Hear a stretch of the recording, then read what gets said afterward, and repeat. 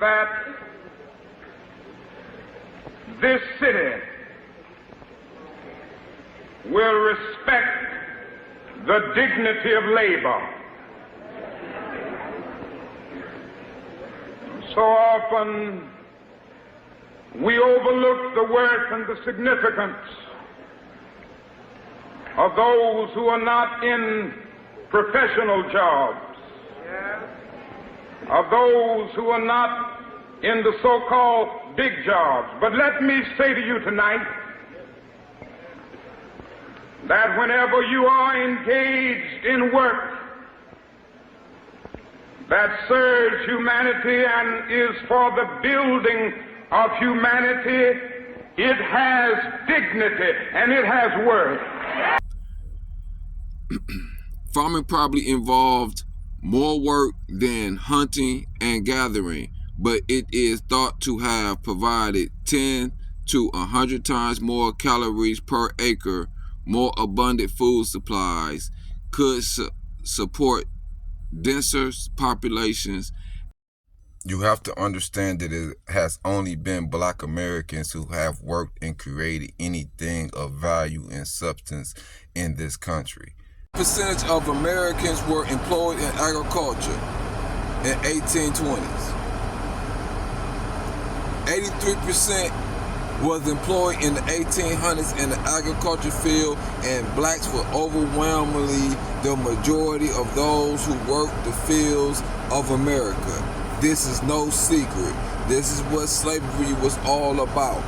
So what we have to understand is that at every point in American history, we played a major contribution to the building of America, especially at its initial stages when it was dependent on agriculture. And as you can tell from the southern states' letters of succession from the Union, that they was heavily dependent on our black labor and our physical abilities to take the sun in order for America to sustain its economic growth. One of the biggest things that black people need to understand and apply when understanding critical race theory is the fact that at no time in American history, at no matter what stage black Americans were in, did we not play a major contribution to the building of America. As related to Smithsonian exhibit reads, 1860s, 4 million enslaved people produced well over 60% of the nation's wealth. America initially was built off the back of agriculture, so even in slavery, we was the most vital part of American economics. So at every stage in America, our work had dignity, even in slavery. Even in slavery, we was the building block for America's society, for America's civilization. Roughly a fifth of the growth in commodities outputs per capita for the United States as a whole between 1839 and 1859 between 18.7% and 24.3%. So I asked that we look at our condition as a people and how did we get in this condition, and we have to understand that we are in this condition of poverty because we are in a capitalist society without any assets, and that was specifically designed by the U.S. government from the time we was released from bondage, from the Homestead Act.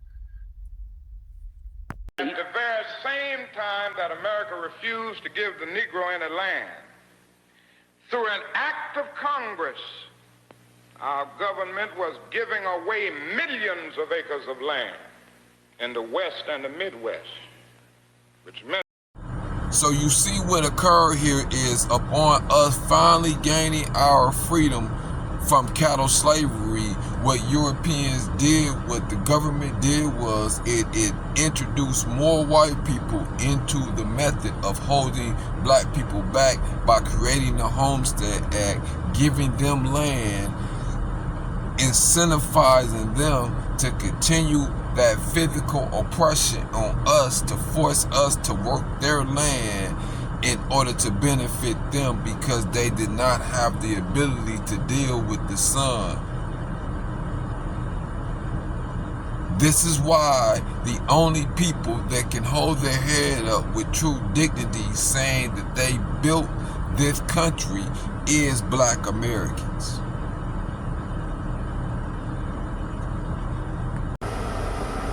Assumption about the value of non-working times to enslaved people. We estimate that the productivity gain was roughly 10 to 20% of gross domestic product.